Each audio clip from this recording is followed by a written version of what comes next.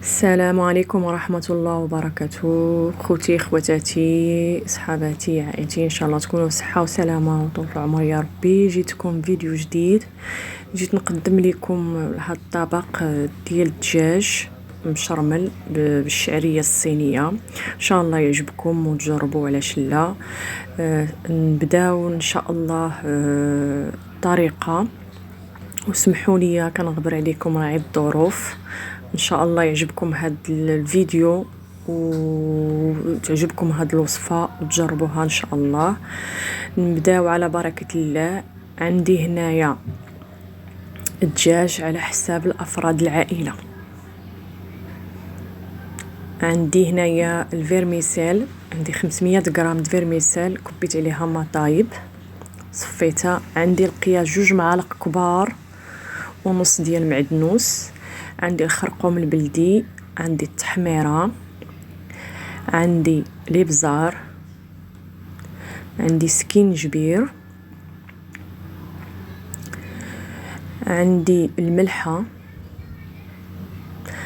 عندي واحد حامضة مصيرة قطعتها رقيقة، وعندي دامات كنور، وعندي شوية د الكبدة والثومه.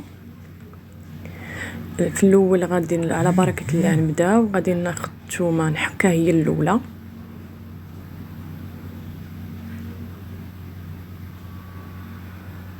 انا قلت نشارك معكم هاد الوصفه.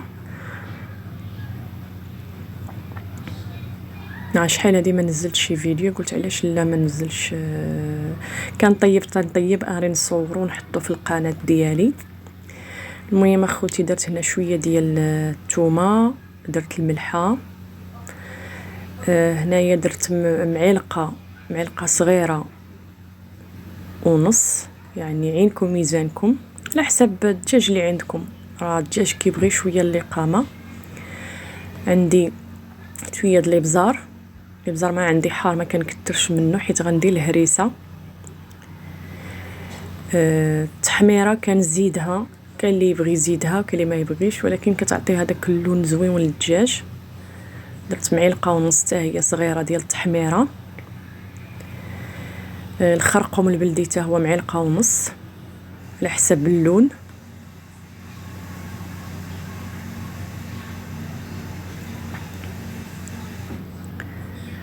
غادي نضيف دامات ديال الزعفران الحر. هنايا تعكسات ليا، من جيت بغيت نصور انا تعكسات ليا.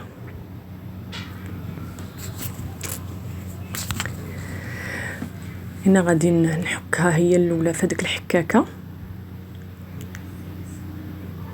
والله يا خوتي شدات ليا العكس. غادي نحكها في الحكاكه.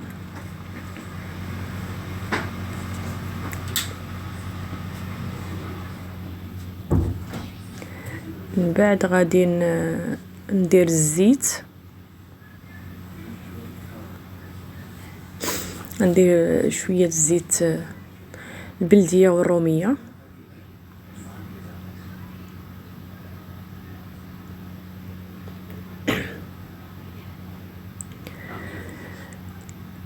صافي هنا جبت حدايا الدجاج. قلت لكم الدجاج ديروا القياس اللي بغيتو على حسب الافراد العائله ديالكم.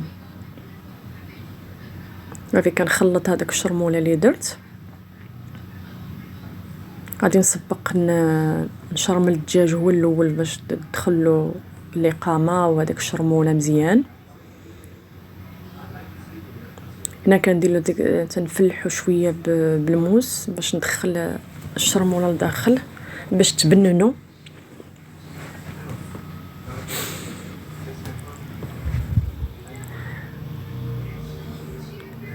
صافي هنايا غادي نبدا نشرمل الدجاج اللي عندي، نشرملو مزيان ونخلي على جنب يدخلو شويه ديال الشرموله على ما نوجد الحشوه. يعني الفيرميسيل المرافقه مع الدجاج. كان عندكم دجاج صحيح عمروها انا وليت كندير هاد الطريقه كتجيني حسن، حتى هاد الطريقه كتجي زوينه. يعني يكون عندك الدجاج طروفه هكا مقطعين، تجبديهم بكري تغسليهم مزيان. هما اصلا من قبل انا كنغسل الدجاج بالملحه والسكينجبير والخل. هنا خوتي درت هذيك الكبده على الشرموله، درت معلقه صغيره مع مرج الهريسه لانني عندي هريسه حاره. درت هذاك الحامض مصير، درت الكبده شحال ما بغيتو. صافي هنا كان الشعريه الصينيه قطعتها من قبل.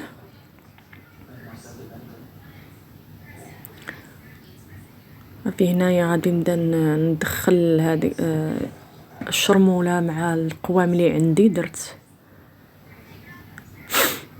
ان شاء الله نخلي لكم المقادير في صندوق الوصف ان شاء الله. صافي هنا كنحاول نجانس هذاك الربيع اللي عندي والكبده وسميتو الحامض مصير، وانا كنخلط وتندوق. ناقصاني شي ما ناقصاني الملحه غادي نزيد، ناقصاني الهريسه غادي نزيد.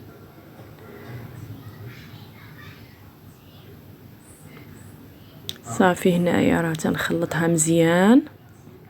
صدقوني كتجي هاد الطريقه زوينه. يعني حتى لما راه قلت لكم حتى لما كانش عندك الدجاج هكا دجاجه صحيحه ديري غير الطريفات. يعني الطريفات اللي عندك في الدار ديريهم، ماشي ضروري تكون عندنا الدجاجه كامله نديروها. صافي هنايا وجدت. هنايا غادي ندير السفه تفور، هي نخليها تفور. يا راه ديجا راه كابه عليها الماء وصفيتها. انا هذه هي الطريقه اللي كندير دائما الدجاج، ولات كتجيني ساهله.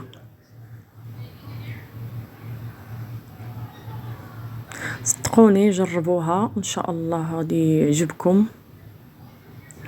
وسمحوا لي تنغبر عليكم راعي الظروف. هنايا درت الدجاج نشويه في الاير فاير. هاد المقلاة صراحه كتنفع والله، شريتها نفعتني بزاف د الحوايج. ان شاء الله نشارك معكم يعني الوصفات اللي كنقدروا نستعملوا هاد القلايه اير فاير. ان شاء الله نشاركها معكم، علاش لا.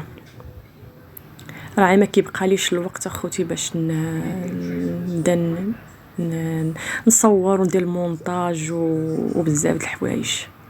سمحوا لي كنغبر عليكم. المهم اخوتي هذا هو الطبق. انا هنايا حطيته في طبسيل، وكل واحد والدريساج ديالو. المهم بقات في المذاق والبنه.